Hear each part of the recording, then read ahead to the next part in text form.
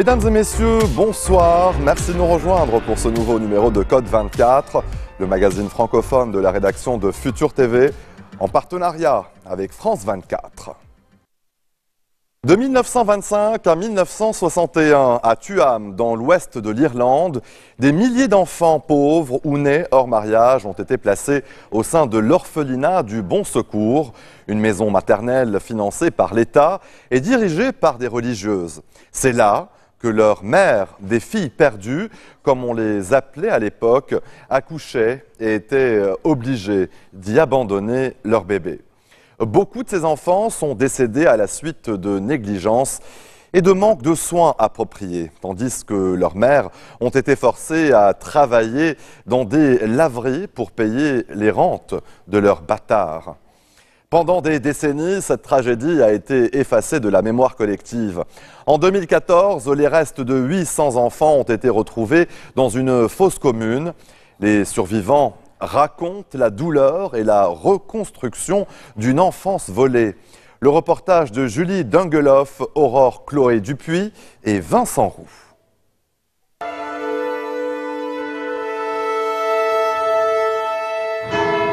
My pants wouldn't be washed for months and months.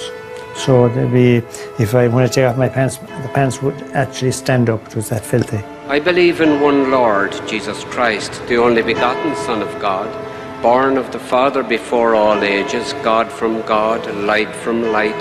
And I used to try to cover my head in and then I tried to fall off the sleeve backwards because I nice them, terrible screech, terrible roar ran up from them and the nuns shouting back and shut up.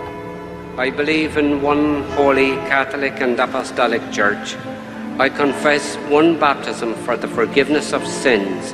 And these nuns inside are supposed to be following God's footstep and supposed to be helping the poor and people that needed help, and just kept closing the door. And I look forward to the resurrection of the dead and the life of the world to come. Amen.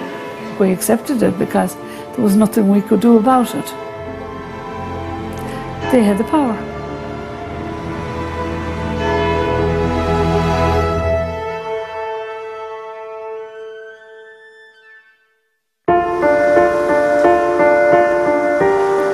En Irlande, jusqu'à la fin des années 90, les enfants nés hors mariage sont séparés de leur mère et placés dans des foyers catholiques, financés par l'État et gérés par des religieuses.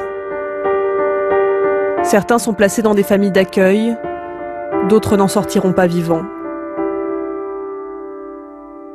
Dans la petite ville de Tuam, dans l'ouest du pays, les ossements de 796 enfants ont été découverts ici, à l'endroit même où se tenait jadis l'orphelinat des Sœurs du Bon Secours. The bodies are just over here now inside. I think this is where they found the tank inside the wall here. Oh yes, that area there now where they built house there. Didn't they get bones there? They came across. Were they human bones? They were human bones, yeah. Des années 20 à la fin des années 60, un enfant meurt toutes les 2 semaines à Tuam. Les anges oubliés, comme on les appelle ici, sont revenus hanter la très catholique Irlande. Patrick, Joseph et Walter ont vécu 7 ans à l'orphelinat des Sœurs du Bon Secours. You had the same probably routine every day. There was no love. There was no toys. There was nothing whatsoever. And you were just locked in this big building. And if you looked out yourself, the walls were so high that you didn't see anything. It was like a prison, really. We were reared in such a way that we were told nothing. I don't remember leaving here. I don't remember being brought to a foster home or anything like that. The religion, the Catholic Church and the state here are all at fault for making life hell on us. Because I remember I used to be called a bastard. That's the name that on us, because being born out of wedlock. When my mother got pregnant, she had to take all the blame for it. She was a sinner because she didn't obey God's commandment that she shouldn't have got pregnant. It was enough to punish the mother, but why punish the child? There was no need of it.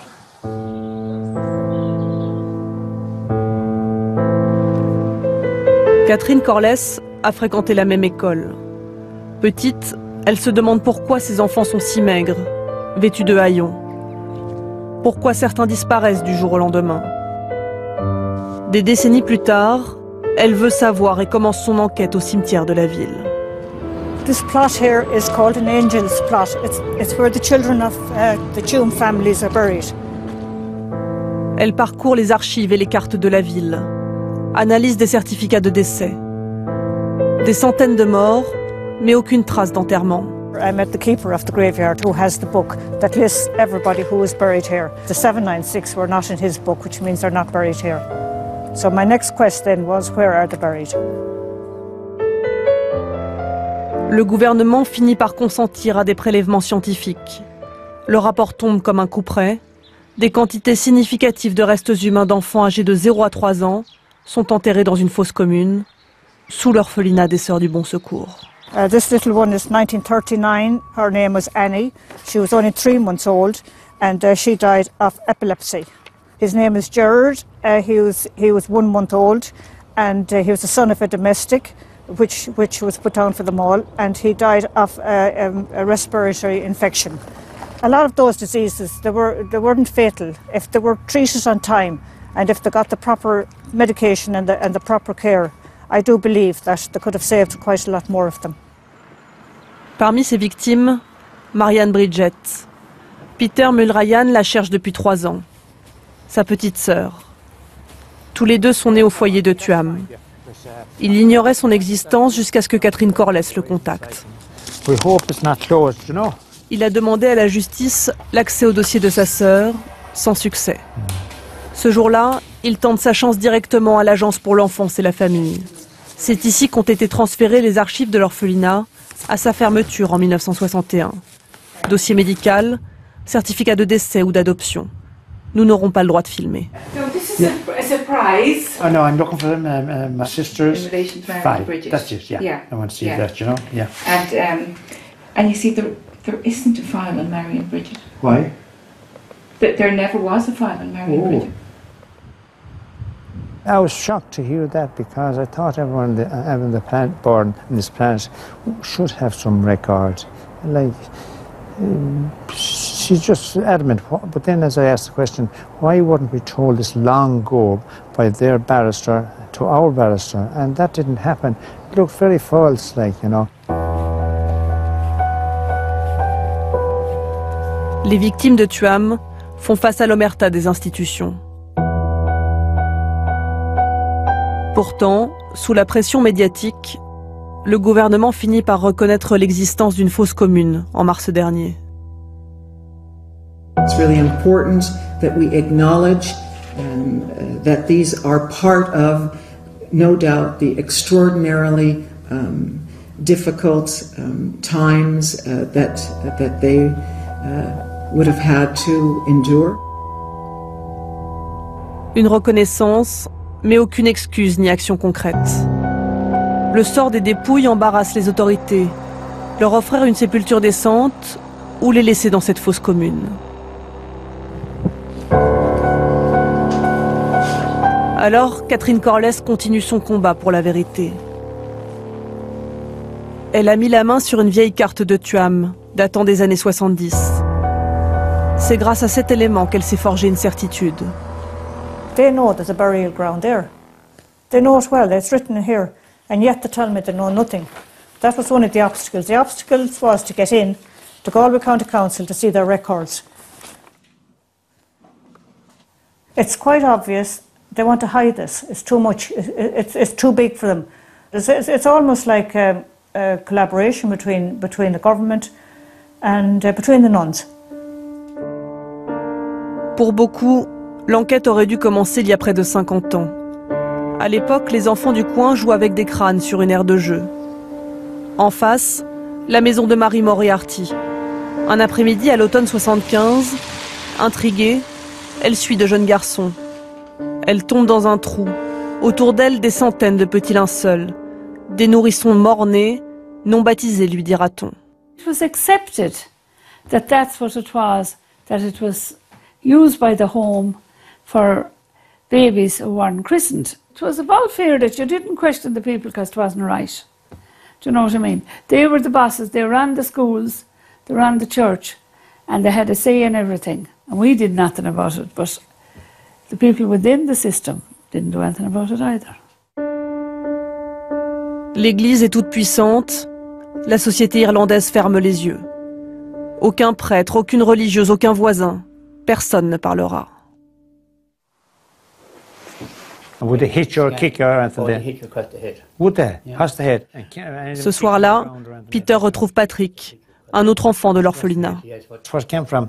This is where we slept, actually. Il est encore ébranlé par les révélations sur sa sœur. And I often did that, and I got sad. My biggest wish today would be if I could find my sister and know where she is this very moment. But I do not know, and somebody knows.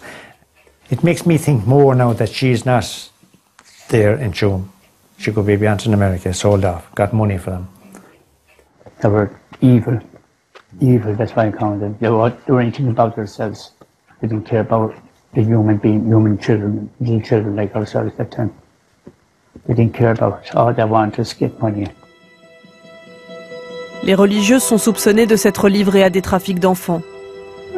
Ainsi, Peter a servi de main-d'œuvre agricole à un père adoptif violent. I'll never understand why some human being would do that to another being. No, I just couldn't, no. And I got belted with the straps. He'd got the strap up from his waist, the leather strap with a buckle in it, and leave marks of the buckles and my legs and bum. And he always take off my trousers to do it. Always done that. Yeah, he put me across his knee and whacked me. For what? Nothing. To me, I can't remember how, but I just 6 or 7 year olds that been done to, like, you know.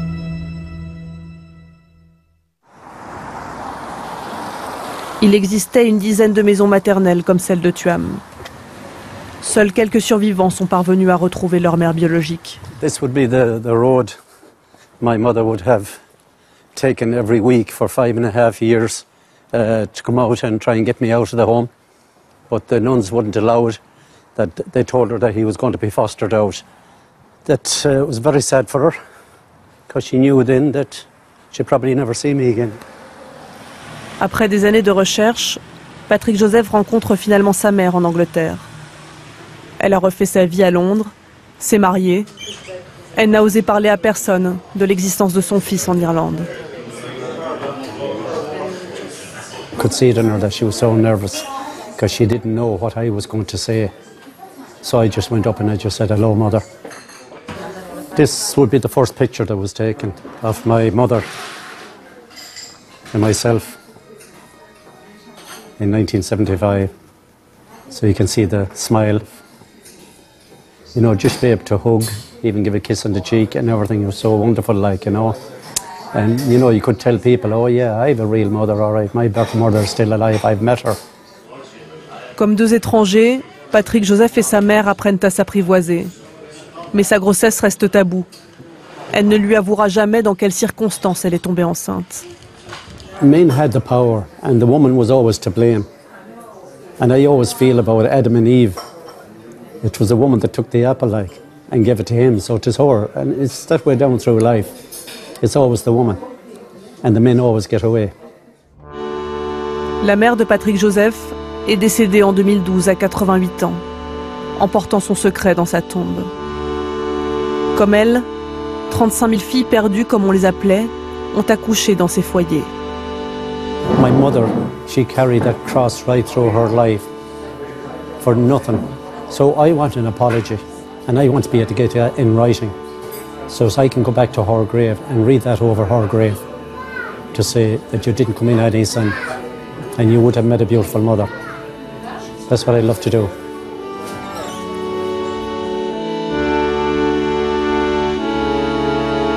Malgré nos multiples demandes, les autorités irlandaises et les Sœurs du Bon Secours ont refusé de nous accorder une interview. À ce jour, Patrick Joseph et les autres enfants de Tuam attendent toujours que la commission d'enquête assume la vérité. For this so-called Catholic country would do the likes of that, and what we call them are angels, which are angels. I could be in there too if I had bad health. I was lucky that I was born a healthy baby. It's a pardon that the authorities wanted to forget that these children ever existed. So it's horrific. So hopefully they will make amends now, maybe, and do the right thing. They know damn well what went on.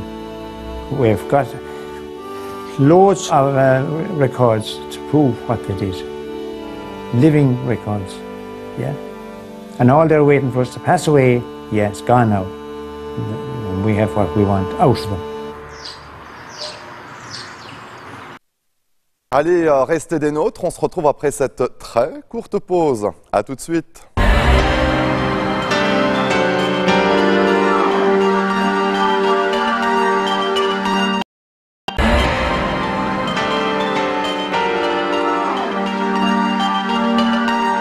Nous vous proposons à présent une émission spéciale en Hongrie et en Slovaquie, deux pays d'Europe centrale, entrés dans l'Union européenne en 2004, puis dans Schengen en 2007, et qui refusent d'accueillir des réfugiés. Avec des leaders au discours très nationaliste, ils soulèvent aussi des questions sur la corruption et le pluralisme.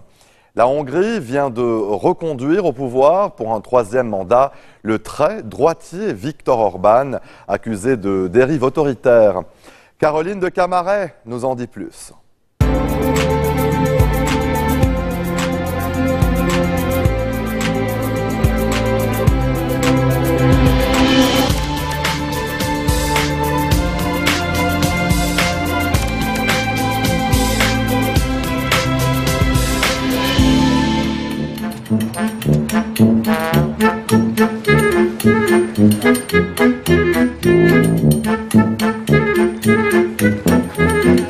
Bonjour à tous et merci de nous rejoindre pour l'Europe dans tous ses États où nous allons rendre visite à deux trublions de l'Union européenne. Il s'agit de la Hongrie et de la Slovaquie qui ont des caractéristiques très communes, entrés tous deux en 2004 dans l'Union européenne, en 2007 dans l'espace Schengen. Ils ont aussi poursuivi l'Union européenne devant la Cour de justice pour dénoncer les quotas de migrants. Ils ont bien sûr perdu cette cause.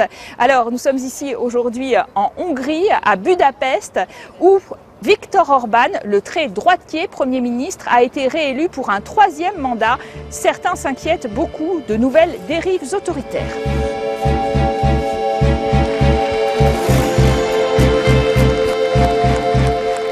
Zoltán Kovács, bonjour. Bonjour. Vous êtes le porte-parole du gouvernement hongrois depuis 4 ans d'ailleurs. Nous sommes ici au cabinet du Premier ministre. Troisième victoire consécutive pour Viktor Orban, 48% des suffrages, qui lui donne d'ailleurs 2/3 des sièges au Parlement, cette majorité très importante pour modifier la Constitution. Qu'est-ce que vous répondez à ceux qui disent que finalement c'est un problème, que cette loi électorale a été véritablement taillée pour faire toujours gagner Viktor Orban? Je crois vraiment que les règles électorales étaient bien connues de tous. Il n'y avait pas de surprise sur ce chapitre. En réalité, nous avons un système très similaire à celui d'avant 2010. Donc tout le monde connaissait les règles. Et comme l'ont démontré les élections locales, il était parfaitement possible de gagner dans ces circonstances, même pour l'opposition. On a parlé tout de même d'une nouvelle constitution qui a été dessinée en 2011, entrée en vigueur en 2012. Elle est très critiquée par l'opposition en effet, et par Bruxelles aussi, puisqu'elle a permis de nommer des proches de Viktor Orban et du Fidesz dans tous les contre-pouvoirs, la Cour constitutionnelle, l'autorité des médias. Est-ce que c'est une bonne conception de la démocratie? Personne ne s'attaque au pouvoir ni au contre-pouvoir. La Constitution est claire. La Constitution est la garantie que la Hongrie est un État de droit et fonctionnera en suivant les règles. Gardez à l'esprit que notre Constitution a été approuvée par les organisations internationales. Et je dois faire une remarque ici, personne n'a rien à dire sur la Constitution hongroise.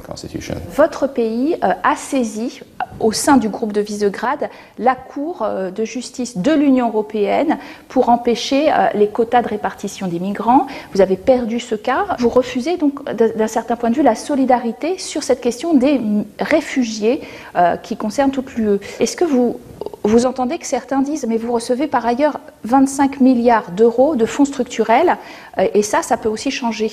Ne le prenez pas personnellement, mais c'est une question stupide, car le système fonctionne différemment. Le système des fonds structurels, le système de fonds de cohésion sont issus des traités européens, et les traités européens ne peuvent être modifiés qu'à l'unanimité, donc le consensus. Ces fonds, nous y avons le droit.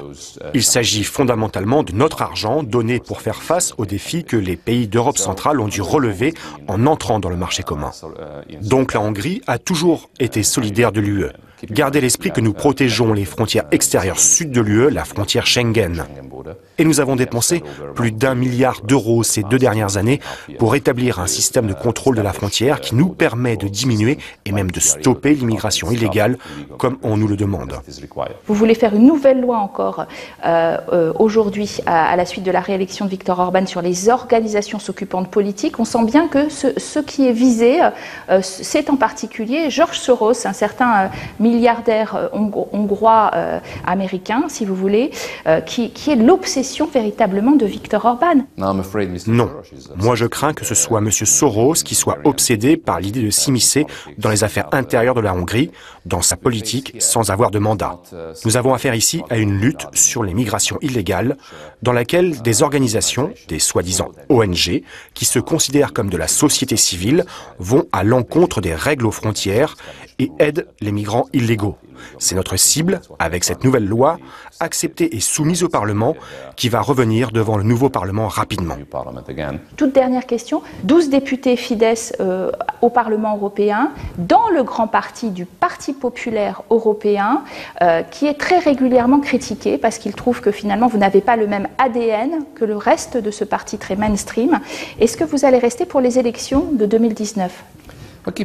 Souvenez-vous, c'est Helmut Kohl qui nous a fait rentrer dans le groupe PPE à Bruxelles. C'est notre juste place. Fidesz et l'Alliance démocrate sont des partis populaires par essence. Nous sommes au centre du paysage politique en Hongrie. Et ce grand soutien dont nous bénéficions, puisque nous venons d'être réélus une 3e fois avec une majorité constitutionnelle, c'est un signe clair que nous avons un immense soutien pour faire ce mandat.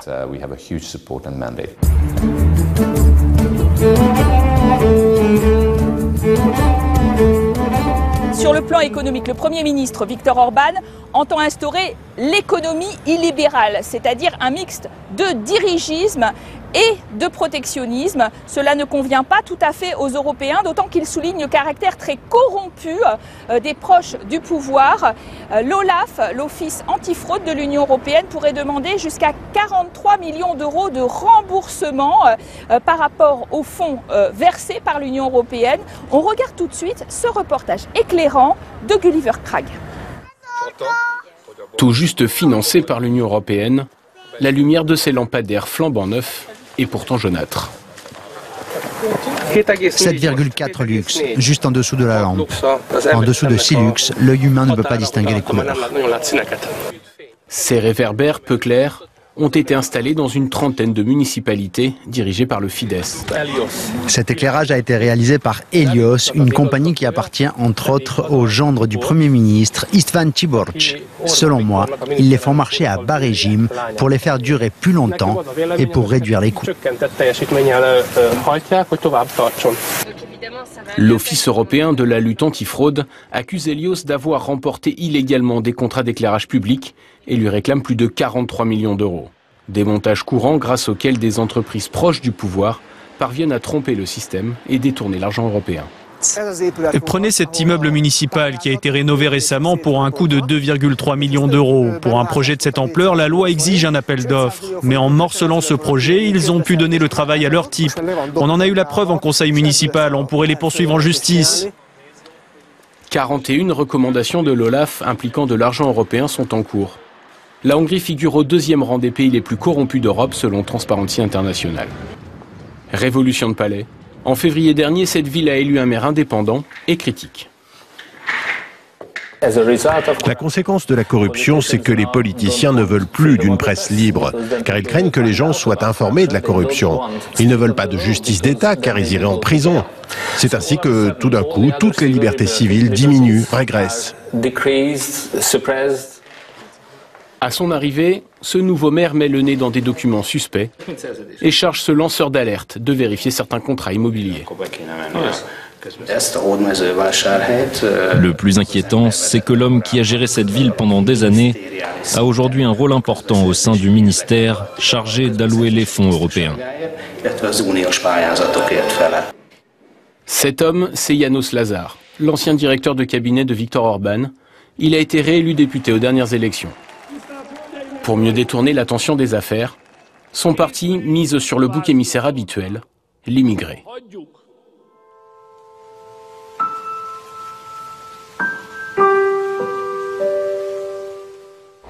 Et nous nous retrouvons devant le Parlement hongrois pour y rencontrer un nouvel invité. Il s'agit de Benedek Javor, bonjour. Bonjour. Vous êtes eurodéputé des Verts. Alors les Verts, évidemment, en Hongrie, sont dans l'opposition à Viktor Orban. Vous avez envoyé dans ce Parlement 3 députés.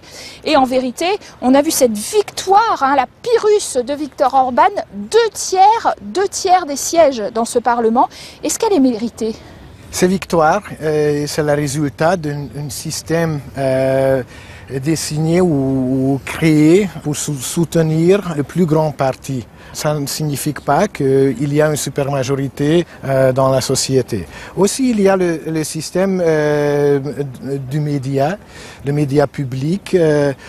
C'est une propagande gouvernementale. Les journaux, les radios, les télévisions indépendantes étaient achetés par le gouvernement ou des businessmen proches au gouvernement. Viktor Orban, il a fait sa campagne, il continue au bout de 3 mandats à toujours faire campagne sur l'invasion migratoire alors qu'il a refusé les relocalisations de réfugiés au niveau européen et qu'il n'y a pratiquement pas de migrants dans votre pays. Oui, et c'était drôle parce que en 2015, il y avait une crise des réfugiés, des migrants ici en Hongrie. Mais après, quand l'Union européenne a fait pacte migratoire avec la Turquie, depuis 2 ans, il n'y a pas beaucoup de réfugiés en Hongrie. Même la Hongrie est un des pays européens qui bénéficier le plus de politique des réfugiés ou politique migratoire de l'Union européenne. Même le gouvernement hongrois a décidé d'initier une campagne contre les réfugiés et contre l'UE, contre Bruxelles, contre les organisations internationales. Précisément, comme eurodéputé, Monsieur Javor, qu'est-ce que vous attendez un peu de cette Union européenne qui a l'air inerte face aux dérives autoritaires qu'elle dénonce pourtant de Viktor Orban? Que faire? Si l'Union européenne, c'est aussi une communauté politique avec les fondations dans les valeurs européennes, les institutions européennes doivent faire absolument clair que ce n'est pas possible de violer des droits européens, des valeurs européennes dans l'Union européenne. C'est le rôle des institutions européennes, mais aussi le groupe politique conservatif, PPE, dans le Parlement européen. Jusqu'ici, on a donné beaucoup de soutien à Fidesz. Alors précisément, vous avez noté que Viktor Orban était obsédé littéralement par un milliardaire d'origine hongroise, américain aujourd'hui, qui a beaucoup donné d'argent justement pour développer les pays de l'Est et la Hongrie en particulier, George Soros, et qu'il y a quasiment une loi anti-Soros qui va être mise en œuvre. Monsieur Soros est un symbole pour le gouvernement et vraiment on peut utiliser la personnalité de Monsieur Soros pour créer une figure diabolique qui représente toutes les choses dangereuses pour la Hongrie. Et à la fin, on utilise cette campagne anti-Soros pour attaquer les ONG, les médias. Alors précisément, après une première loi en 2017 dénoncée par Bruxelles sur l'enseignement supérieur et les capitaux étrangers. Eh bien, Viktor Orban voudrait une nouvelle loi pour brider, cette fois-ci, tous ceux qui s'occuperaient un peu d'activité politique. Dans le viseur, toujours un certain George Soros, milliardaire américain qui a beaucoup donné à la Hongrie, et puis un autre milliardaire, monsieur Syriza, qui était très proche d'Orban, qui détient un certain nombre de médias. Regardons tout de suite ce reportage signé Luc Brown. Un atelier musical pour enfants défavorisés. Une initiative qui pourrait disparaître. L'activité est financée par une ONG qui préfère abandonner le terrain face à la menace d'une loi anti-Soros. À sa tête, Andras Nirati. Il a reçu l'an passé 500 000 € de la fondation Soros. Depuis, la mairie, affiliée au parti au pouvoir, a demandé à ses administrés d'éviter les contacts avec lui. De telles pressions exercées sur des organisations de la société civile se multiplient en Hongrie. L'État veut contrôler l'origine des fonds qui subventionnent les ONG, car l'État veut contrôler la société civile. Ils veulent détruire les graines de l'indépendance. George Soros est la cible privilégiée du Premier ministre Viktor Orban qui l'accuse de vouloir importer des migrants dans le pays. La fondation du milliardaire américain d'origine hongroise a pour but de promouvoir la démocratie dans l'espace post-communiste. Chaque année, elle verse 4 millions d'euros à diverses ONG hongroises. Mais face aux attaques répétées, la fondation a décidé de transférer son personnel et ses activités à Berlin. On a fermé des bureaux dans le passé, en Russie, dans la Russie de Vladimir Poutine et en Ouzbékistan. Donc dans des pays, dans des régimes connus pour leur hostilité à l'égard des droits de l'homme. Le fait qu'on doit fermer une fondation de défense des droits de l'homme dans un pays membre de l'Union européenne, eh bien, c'est un signal très fort qui est envoyé aux dirigeants de l'Union européenne. S'assurer le contrôle des médias est l'autre pilier de la politique de Viktor Orban. Le magazine conservateur Magyar Nemzet l'a longtemps soutenu, mais son propriétaire, Lajos Simicska, a changé de ligne éditoriale et a publié des enquêtes sur des affaires de corruption gouvernementale. Après la réélection d'Orban, le journal a fermé. Une centaine de journalistes ont perdu leur boulot. Nos journalistes sont blacklistés, ils ne peuvent pas travailler dans d'autres rédactions. C'est peut-être quelque chose de difficile à concevoir en Europe de l'Ouest. Si un gouvernement dit que des journalistes sont blacklistés, qu'il ne faut pas les employer, eh bien c'est lourd de sens. Jomborg Gierg a décidé de lancer un nouveau journal avec une partie de l'ancienne équipe. Magyar Hang, la voix hongroise, veut poursuivre avec une ligne indépendante. On a du mal à croire qu'aujourd'hui, en 2018, nous sommes encore obligés de parler des questions fondamentales de la démocratie. Et désormais, c'est encore plus difficile.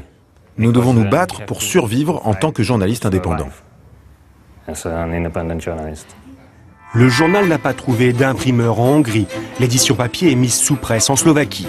Avec une première sortie à 10 000 exemplaires, les journalistes travaillent sans salaire. Les voix critiques en Hongrie doivent de plus en plus prendre le chemin de l'étranger pour tenter d'être encore un peu entendus dans le pays. Après ce reportage, nous sommes sur la place de la Liberté, au cœur de Budapest. Et on rappelle, monsieur Javor, que vous avez aussi été, en tant qu'eurodéputé, dans une délégation qui est allée enquêter en Slovaquie sur le meurtre d'un journaliste. Jan Kuciak, qui était assassiné, fait des investigations sur les cas de corruption en Slovaquie.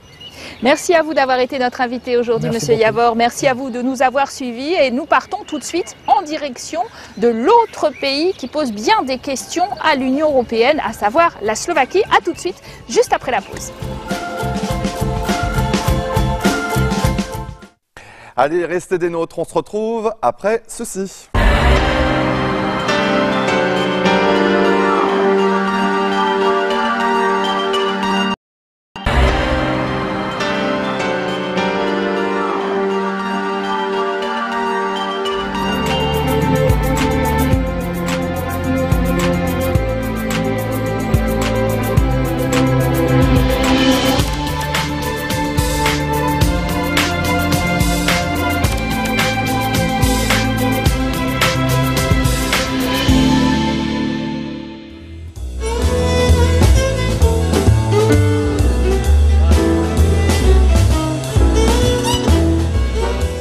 la seconde partie de notre programme à Bratislava, capitale de l'autre pays qui fait beaucoup de parler de lui en Union européenne. Il s'agit de la Slovaquie et ses 5,5 millions d'habitants.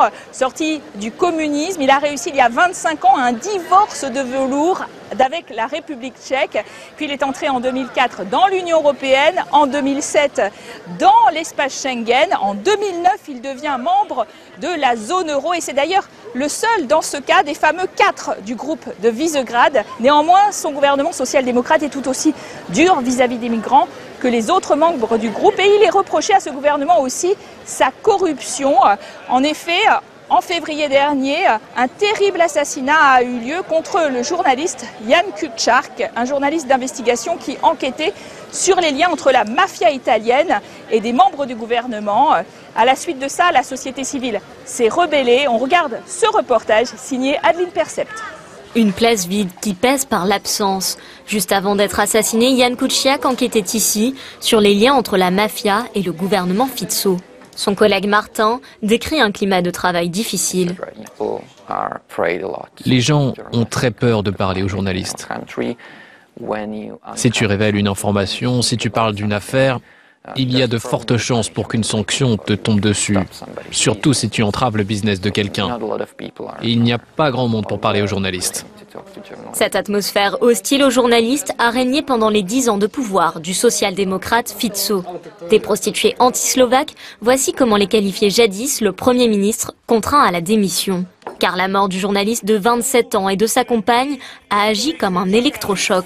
Des dizaines de milliers de personnes sont descendues dans la rue pour dénoncer un système mafieux. J'espère que ma génération, la génération post-1989, va changer les choses.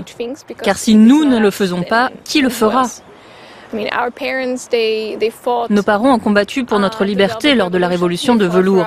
Je pense que nous leur devons une victoire sur la corruption. La Slovaquie figure au 6e rang des pays les plus corrompus en Europe et dans le premier tiers mondial selon Transparency International. Le niveau de corruption que nous connaissons en Slovaquie dépasse l'entendement du public occidental. Trop, c'est trop. On ne veut pas le Kazakhstan ici. On ne veut pas d'une classe politique à la russe. Tuer un journaliste, c'est un peu comme se tuer soi-même. Parce qu'un journaliste sert la société.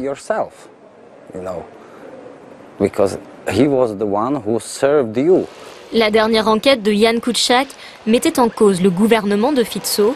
Pour écarter les soupçons, ce dernier avait réalisé une conférence de presse un peu spéciale. Mesdames et messieurs, voici 1 million d'euros. Cette somme sera remise à celui qui aura le courage de donner à la police une information valable sur l'auteur de ce crime. Résultat de la pression de la rue, des démissions en cascade, celle de Fico, du ministre de la Culture et de l'Intérieur, et enfin du chef de police, lié à une grande société de sécurité privée sur laquelle le journaliste enquêtait. Mais malgré ses départs forcés, Robert Fico reste aux manettes de son parti de centre-gauche, le Smer, incontournable face à une opposition populiste morcelée. Si l'opposition prend le pouvoir, la Slovaquie ne sera plus tournée vers l'Occident. On voit très bien ce qui se passe en Pologne ou en Hongrie. Je crains que l'opposition actuelle nous fasse prendre le même chemin si elle arrive aux affaires. Certains réclament des élections anticipées pour changer de gouvernement, d'autres une restauration de l'état de droit certifié par l'Union européenne.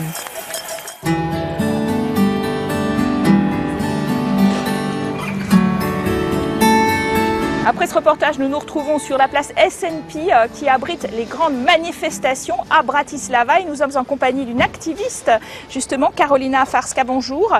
Vous avez été une de celles qui ont dénoncé régulièrement la corruption, organisatrice de grandes manifestations avant et après le 21 février, date du terrible meurtre de Jan Kuciak. Et aujourd'hui, qu'est-ce que vous attendez véritablement des autorités ? Nous avons besoin de pouvoir faire confiance à la police, à toutes les autorités. C'est cela dont nous avons besoin, une police fiable. Une enquête indépendante et objective sur l'assassinat doit avoir lieu. Je sais et nous savons que la Slovaquie est un pays souverain. Cependant, nous faisons maintenant partie de l'Union européenne et c'est un fait qui ne doit pas être oublié. Normalement, ce qui s'est passé ne doit plus jamais arriver, ni en Slovaquie, ni dans aucun autre pays.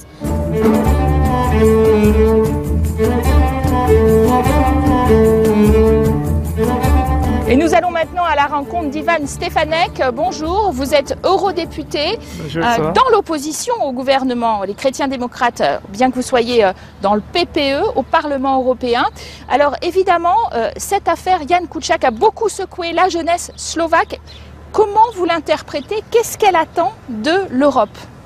Et oui, la Slovaquie a changé ces dernières semaines. Les gens sont descendus dans la rue, ils ont manifesté en brandissant le drapeau slovaque et européen. D'ailleurs, les gens ici ont plus confiance dans les institutions européennes que dans les institutions slovaques. Le journaliste assassiné Jan Kuciak a travaillé sur des affaires, avec un pendant européen aussi. Il enquêtait sur les aides européennes détournées, sur les scandales de taxation et d'évasion connectés à d'autres pays.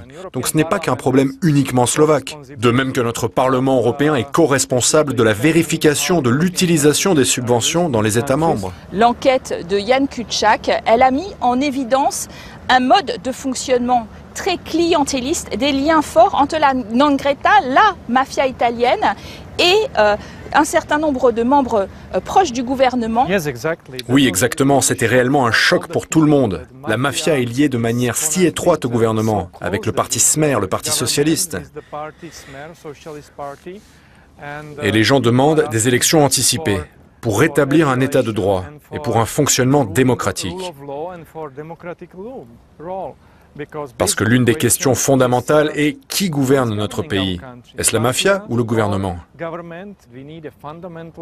Nous avons besoin d'un changement profond de nos institutions. C'est ce que nous demandons. Sortir de la corruption. Nous avons besoin d'un bureau anticorruption qui soit indépendant du gouvernement et qui pourrait élucider les affaires qui touchent l'État. Merci beaucoup. Restez des nôtres, on se retrouve dans quelques instants. À tout de suite.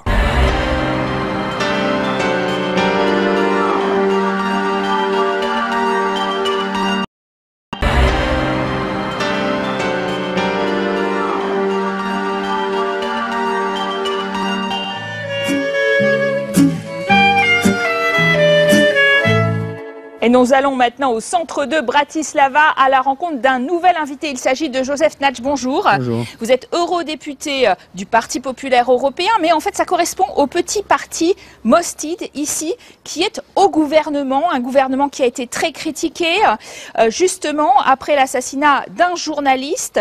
Et pourtant, il y a eu un très léger remaniement qui ne change pas fondamentalement les choses. Pourquoi? Ils ont fait sortir du gouvernement les personnalités de premier plan, comme le Premier ministre, le ministre de l'Intérieur. D'un autre côté, nous avons des sondages qui prédisent qu'en cas d'élection anticipée, nous aurions dans notre Parlement une situation bien pire que celle d'aujourd'hui. Les partis au pouvoir verraient leur score baisser de 10%, mais ces 10% ne reviendraient pas au Parti démocratique, mais iraient au parti, disons, fasciste, de Kotleba, et au parti anti-système de Kolar. Donc vous ne voulez pas d'élection avant 2020, donc d'élection anticipée, alors qu'il y a des accusations de corruption très sévères contre le gouvernement en place. De nouvelles élections anticipées ne résoudront pas le problème.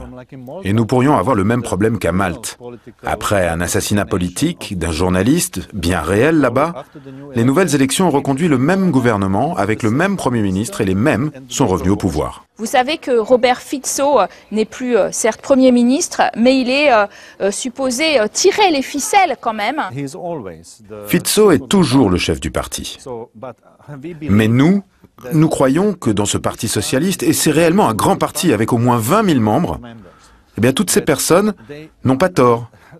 Ils ont maintenant la possibilité de soutenir la nouvelle génération. Et ils peuvent rompre avec le passé. Peut-être pas faire une révolution, mais une évolution. Les médias et nous nous pouvons pousser pour freiner l'influence de Fico autant que possible. Si on regarde du point de vue de Bruxelles, c'est un gouvernement qui fait partie du groupe de Visegrad et qui, évidemment, est aligné sur des positions très anti-migrants de ce groupe de Visegrad. C'est un gouvernement pas si social-démocrate que ça et pas si européen. Je pense qu'être pro-européen ne veut pas seulement dire être pro-migrant. Nous sommes pour la solidarité, mais pas pour la migration sans aucun système, sans aucun ordre. Comme le gouvernement, l'opposition a voté pour avoir la main sur le contrôle migratoire au niveau national, décidé par notre gouvernement, et non pas délégué à Bruxelles. Vous avez pris des dizaines de réfugiés à peine et il n'y a pas eu de vague migratoire en Slovaquie. Pourquoi ce discours du parti au pouvoir tout le temps sur l'invasion des migrants ? Écoutez, ce qui ne se passe pas encore peut toujours arriver. Donc nous ne pensons pas que c'est de l'ordre du fantasme. Parce que vous avez vu qu'avant que la Hongrie ne construise le mur, c'était une réalité. Des dizaines de milliers de migrants sont venus. Mais ils sont vite repartis parce qu'ils n'aiment pas ce pays. Vous avez des fonds structurels, 15 milliards d'euros sur les 7 dernières années. Et Bruxelles dit, mais attention, si vous ne faites pas un peu d'aide et de choses positives, constructives sur les réfugiés, on va vous couper les fonds structurels. Je suis désolé, mais les fonds structurels n'ont pas été créés pour aider les réfugiés ou accueillir les migrants qui ne sont pas acceptables pour les autres pays. Désolé, mais non. Merci de cette interview, Monsieur Nagy. Alors, 25 ans après le divorce de velours, la Slovaquie s'interroge sur sa place, son rôle dans l'Union européenne. Elle y est maintenant depuis 14 ans. Il y a eu des gagnants et des perdants. On regarde tout de suite ce reportage signé Luc Brown. Dans cet établissement, à l'atmosphère détendue, se joue peut-être l'avenir politique de la Slovaquie. Mais parmi ces jeunes du lycée bilingue de Bratislava, beaucoup vont choisir l'exil. Véronica, 20 ans, compte bien étudier au Royaume-Uni. Vous n'avez pas d'opportunité ici. Quand vous comparez à d'autres pays, à commencer par Vienne, qui n'est pourtant qu'à 1 heure d'ici, vous avez beaucoup plus de possibilités, de choses à faire, que ce soit au niveau des loisirs ou des études. Le salaire moyen en Slovaquie est inférieur à 1 000 € par mois. Véronica ne rêve pas pour autant d'un aller simple. Si je pars et que je vois comment cela fonctionne dans un autre endroit, ensuite je pourrai revenir et faire mieux grâce à ce que j'aurai appris ailleurs. Revenir au pays, cela était le choix aussi de Boglarka. Après une décennie passée à étudier et travailler à l'étranger, elle est devenue conseillère au sein du ministère de l'Environnement. Ces 15 dernières années, 300 000 Slovaques ont quitté le pays. Une fuite des cerveaux qui la préoccupe. J'ai peur qu'ils ne reviennent jamais. C'est alarmant qu'ils voient cette opportunité comme l'unique issue. Ils ont l'impression que tout ce qui se passe à l'étranger est plus reluisant, plus lumineux, plus attirant et peut-être mieux. Le désamour des jeunes pour le statu quo a transformé l'assassinat de Jan Kuciak en manifestation de masse, poussant le Premier ministre à la démission. Mais désormais, les mouvements semblent s'essouffler. C'est une pétition pour réclamer des élections plus tôt que prévu. On ne peut pas garder l'énergie éternellement. Et je pense que c'est le plan des politiques. Ils ont l'impression que ça va s'éteindre d'une manière ou d'une autre. Et on dirait que c'est réellement ce qui est en train de se passer. 3 mois après l'assassinat, l'enquête piétine dans un pays sclérosé et gangréné par la corruption. Malgré la colère populaire, aucune élection n'est prévue avant 2020. Et pour terminer, nous sommes au pied du château de Devin, devant le mémorial aux 400 victimes du régime communiste. Le temps est loin, mais nous allons en parler avec notre nouvel invité, Bronislav Skripek. Bonjour. Bonjour. Vous êtes député européen des conservateurs et réformistes au Parlement, ce qui correspond ici à un petit parti dans l'opposition, des gens ordinaires. Vous avez aujourd'hui devant vous les vestiges du communisme. Est-ce que vous avez l'impression que votre pays, la Slovaquie, est désormais un pays moderne et pleinement européen ? Oui, nous sommes dans un pays européen moderne et très ordinaire. Mais nous souffrons toujours des blessures du passé, des maux d'une très jeune démocratie et, disons-le, d'une trop grande corruption. Nos politiques sont tellement habitués au pouvoir aussi. Il y a toujours les mêmes têtes, depuis les années 90, depuis la révolution de velours jusqu'à aujourd'hui. Est-ce que vous avez participé à ces manifestations? Est-ce que vous avez l'impression que ça va bénéficier à votre opposition qui est très divisée entre divers petits partis qui ne s'entendent pas? Oui, je pense que l'opposition est divisée en deux parties. Elle est fracturée. Trop de chefs veulent en diriger d'autres. Mais malgré cela, je pense que l'opposition a fait du bon travail récemment. Certes, les manifestations maintenant sont le fait de la société civile, c'est vrai. Mais ils ont décrété trop strictement « pas de politiciens avec nous ». Votre pays reçoit 15 milliards d'euros sur 7 ans en fonds structurels qui l'aident beaucoup dans sa croissance et en même temps s'oppose complètement à l'Union européenne sur la solidarité vis-à-vis des migrants. Je ne sais pas si on doit recourir aux coupes dans les fonds structurels, mais la Slovaquie fait partie à l'Est du groupe de Visegrad. Et même si nous ne sommes pas d'accord avec le système de quotas européen, nous devrions aider les autres, c'est notre devoir. Donc nous aurions dû montrer notre solidarité et nous pourrions facilement dire, nous, la Slovaquie, nous sommes un petit pays et nous pouvons accueillir 5000 réfugiés. Et nous pouvons envoyer 10 000 travailleurs sociaux pour vous aider en Italie, en Grèce ou ailleurs. En ce moment, beaucoup de citoyens ont une peur persistante de ces migrants, comme on en a vu ailleurs, à l'ouest, qui sont arrivés en nombre et ont créé des ghettos. Merci Bronisław Skripal d'avoir été notre invité. Merci à vous de nous avoir suivis pour l'Europe dans tous ses États, dans ce paysage très ouvert entre la Hongrie et la Slovaquie. À très bientôt pour de nouvelles aventures européennes.